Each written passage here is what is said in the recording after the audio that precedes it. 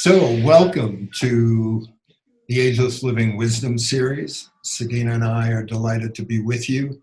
As you know, this series is designed to bring individuals, experts, authors, colleagues from around the country and around the world um, to, to bring their inspiration, their insight, their strategies that can help us all lead really remarkable and more balanced lives.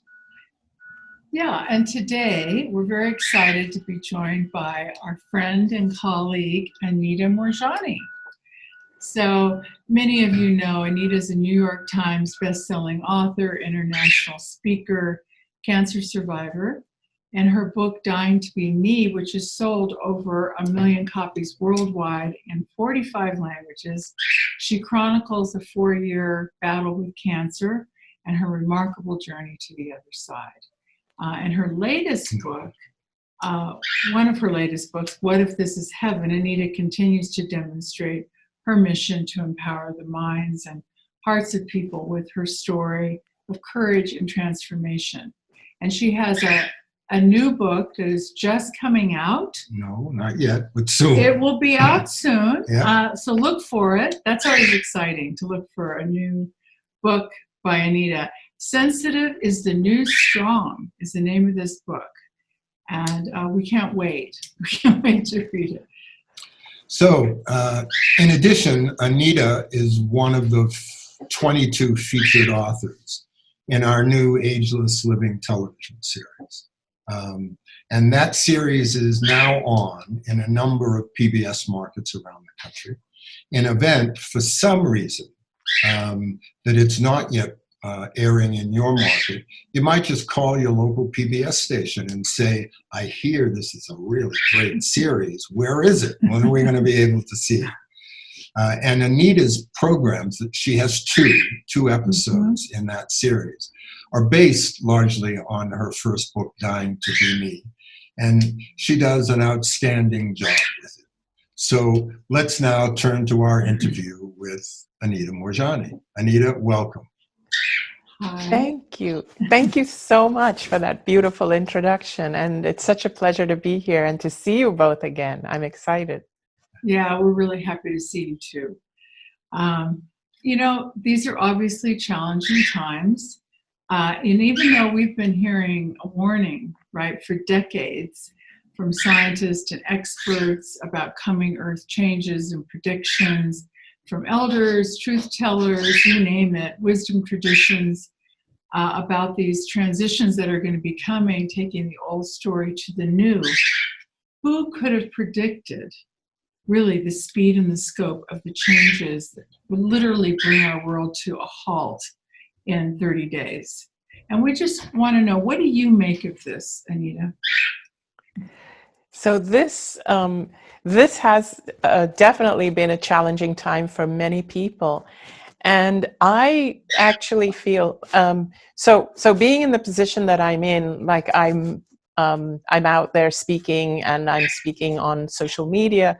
So people are constantly sending me information, links to videos and links to articles and information with different viewpoints. So for many people, this is a confusing time because some people truly are panicking and fearful about the virus itself. Many people are.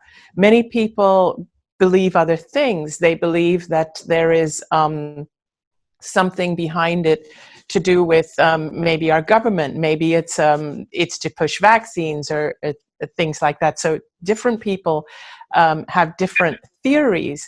And some of these theories, people have been sending me articles that even have where they have sufficient what they feel is evidence to back it up. Now, I believe, and I don't want to dismiss anything that anyone says, but I do believe that there is something greater than us going on, but I believe that it is something also divinely orchestrated to an extent. So what do I mean by this? What I mean is that no matter what it is, if you are panicking, then this is a call for you to stop panicking.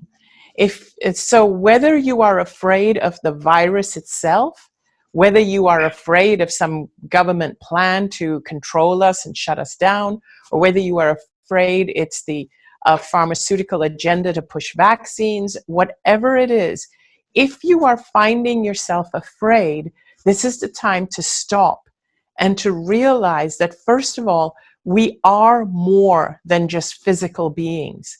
And no matter what the world outside appears to be, once we connect inside, we can shift. We can shift our outside world. And so this is where I would like to focus, because for me, it's super important for people to remain optimistic.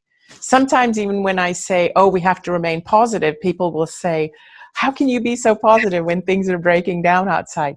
So I like to use the word optimistic, because that means no matter what is happening, you can still remain optimistic that things are going to get better. And the minute you realize that things are going to get better, you feel hope and your energy shifts. So my focus really is in how are you feeling energetically right now? Because if you are in that fear and panic mode, that's not doing you any good.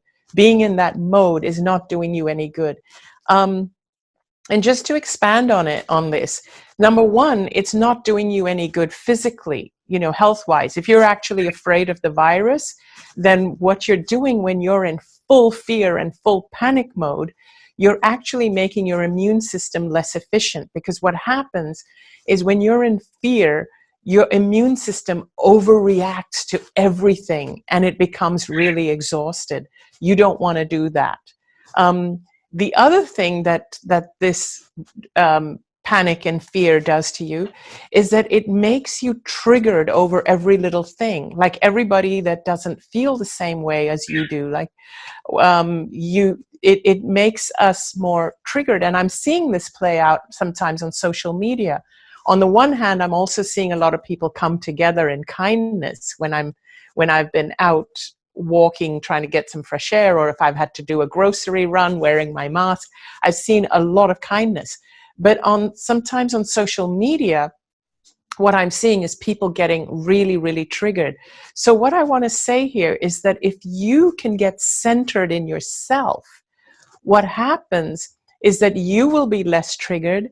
And no matter what the reason for what is happening, no matter what the reason, whether it is a government thing, a pharmaceutical thing, a divine thing, an actual physical virus that's gone crazy, no matter what, the way that we can actually overcome it and come out of it better than ever before is for us to come together, to unite.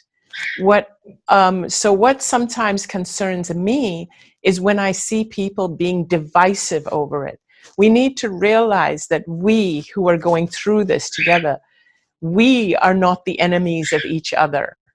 We actually need to come together. And this is a time really for love of your neighbors, of your fellow humans. It really is love, no matter what the cause of this is. It is love, and it's about coming through this together. So that's what I'd like to say. Couldn't agree with you more. So you mean I have to even love some of those people in Washington? But anyway, so that aside, I agree completely with you, as does Sedena, about maintaining high levels of consciousness and keeping love and peace and gratitude and joy as things that we hold and that we exist in. The other thing that for us, of course, all of us, what's fascinating about what's going on in the world is that no matter what the external circumstances, as you describe, are, the truth of the matter is there are a tremendous number of extraordinarily positive things happening. I wish that they could happen without the loss of life, without the confusion and the financial difficulty. But I know in our lives, just things are happening differently. We're reaching out to people and connecting with people we haven't talked to or seen in a long time.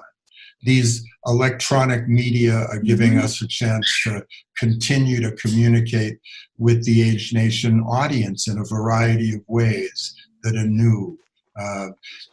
Things that have been described, the air over India and China, for an example, is clearing. The waters off the coast, people are seeing fish in them that they haven't seen in a long time. And so there are many, many, many good things. What about your personal life? What are you seeing that you're noticing as advances or good things that are coming from this time? One of the things that I've been able to do, which I haven't done in a long time, is to really, shall I say, self-reflect and take care of myself. So the last few years I've been on quite a ride, like a roller coaster ride. I have been traveling nonstop. I've hardly spent any time at home. My husband and I, we've been traveling together mostly. We haven't spent enough time at home. I've found it challenging to, for example, to eat the foods that I like to eat that keep me healthy. And I found it hard to keep up with my meditation practice, to connect with the other side. And one of the things I noticed when everything stopped and all my travel was canceled, my trips were canceled, although I'm still doing things online, I'm no longer having that stress of catching flights and going to airports and meeting schedules and all this kind of thing. Like, there's a huge chunk of my life that's now stopped. And I have to admit that from my perspective, just looking at it in the microcosm of my life, it has felt really good to my body, my mind, and my soul. It has felt really good. And one of the things that I noticed very specifically is that I realized that what had happened in the last few years as a result of my books, my NDEs and everything, and Wayne discovering my story, I have been out there in the public eye, sharing and delivering and just giving of myself. And what I would say is, I would put it like, I was doing what I call output, like I was speaking and I was outputting. I was there to talk to people. I was doing book signings and I was just output. I constantly had to have something to say. What I noticed was suddenly I was at home more, and I realized that I was reflecting more, but what was happening was that I was getting more input. And I suddenly realized that, oh my gosh, I haven't had this much input, almost like I felt like spirit or my higher self or whatever we want to call it, or God or our guides, whatever we want to call it. It was like they felt that, her mind is finally quiet. She's sitting still. Now we can give her some new content. And that's what I've been finding, that I've been more inspired with new content since this whole thing has started. But I'm not in any rush to go out there and share it. I'm like taking it really slowly and peacefully and allowing this time to receive information. So in other words, the last few years has been about delivering information. Right now, during this time, I'm really feeling more connected and feeling like I'm receiving. The last few years, I was more connected with my audience and with the public and constantly wanting to give them what they needed.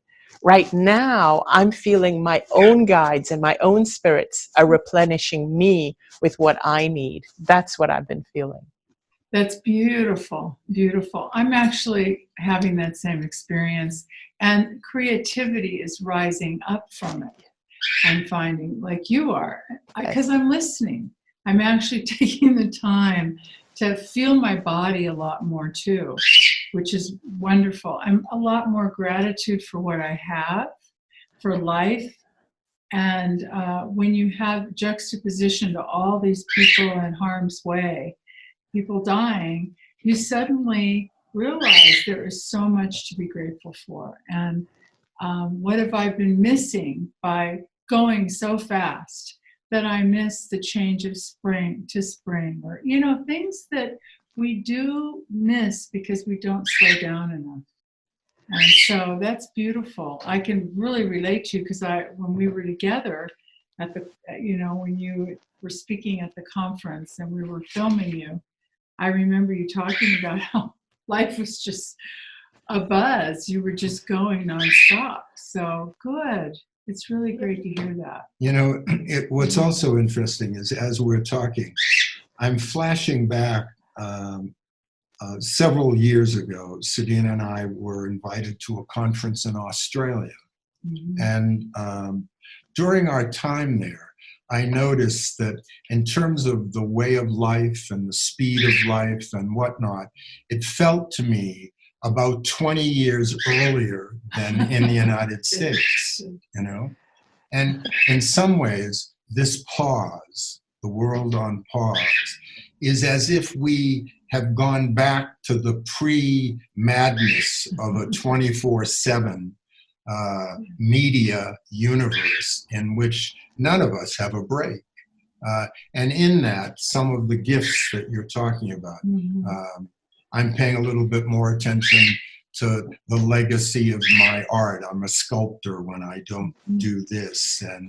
And I'm just finding so many advantages. And one of the things I wonder is that as each of us reprioritizes and reflects on some of the benefits of this time and this experience, I wonder, how do we hold on to the benefits when this machine of the world starts up again and all of the same seductions and the speeds and the whatnot are there? That's something I'm paying a lot of attention to. Do you have thoughts on that? Yeah, I do, and that's a great question, because like both of you, I've also noticed that my creativity has gone up because I'm feeling more channeled. I'm loving the silence. And I think what this is doing for a lot of people, and there's a lot of people who feel this way, who feel just like you and I, is that it's making us appreciate a lot of things about our lives, which we had lost in that frenzy. So I think that even when businesses start to operate again, when people start to go to work again, I think what has happened is that we're all at a different stage. And there's a lot of people out there who are saying it's not going to be the same after this. And many people feel fear when people say that, because they feel not going to be the same means it's not going to be, like they automatically think it's going to be worse. But the thing is, I think it's a good thing if it's not going to be the same, because we have a choice to make things better. It's almost like a reset button when the businesses start operating again, when the events start up again, I know what it feels like to have this, to have this, I guess, this input or this channeled energy and this access to creativity. And I don't want that to stop. So I now know that even when things start, I still want to make time to do these things. In the past, I thought it was more important for me to be out there and get my message to as many people as possible. But now, in this pause, I've actually realized, no, less is more. Because if I take a break and I take a pause, my message only gets more powerful. So even if I'm out there for short bursts of time, it's more powerful and going to more people. So I've started to, it's given me time to create a new way of doing things for even when the world starts up again. And I honestly believe that if everybody started to look at it this way, that this is a reset button, I don't have to bring back in the elements that I didn't like. If I'm liking taking the walks, if I'm liking the clean air, if I'm liking all this, we need to continue to strive for that. We need to continue to remain hopeful. And also, we need to actually be able to connect with people, to educate people, and to say, hey, guys, even the ones who were suffering from the COVID, like why were a lot of them suffering? Because like the as has been shown, the lungs were the first place attacked, but pollution has a lot to do with that. We have been enjoying far less pollution, so it's about like talking to people in a way where we can connect as opposed to being polarized, and starting to say, look, we want to create a world that is conducive for us. We want to create a world that we're not running around in frenzy and we're not living from paycheck to paycheck. Let's start to create that. So this, I feel this reset, this time has given us pause to figure out what do we want to see in our future when everything starts up again. That's what I actually feel. It feels, what you're saying is so beautiful.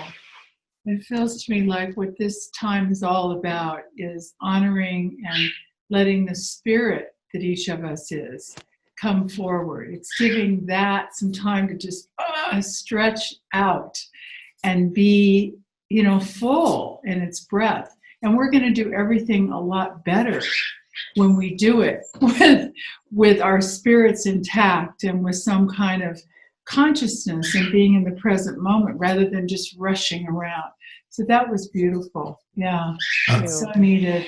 When you think of the amount of healing that has already begun to happen on the earth, I'm almost ready to invite people to declare that every month there will be a 1-week sabbatical from everything, just to give the earth a chance to catch its breath and do some repair, I also think that we should call for a testament to sanity, and that testament should be written to include all of the things that we can do to prevent the insanity from recapturing us in this complicated time. So it's actually a title for a book that we've started thinking about, but really the more that each of us can do, and the way you are personalizing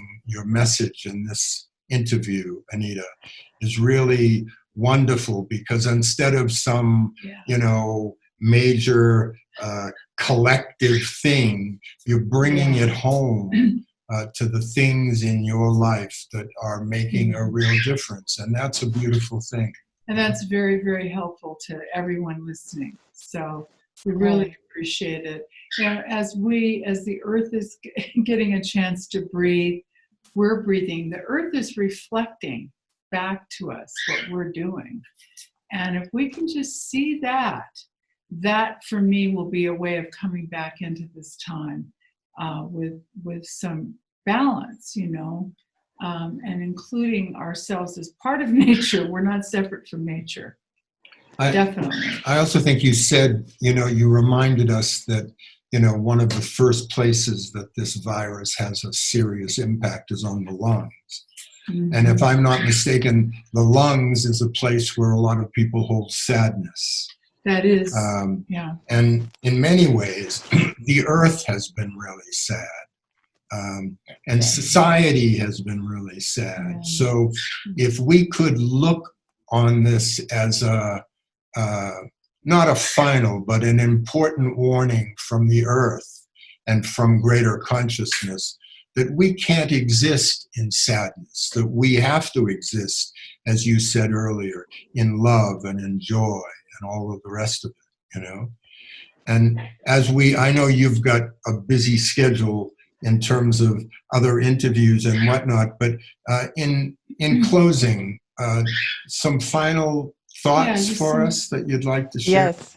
Absolutely.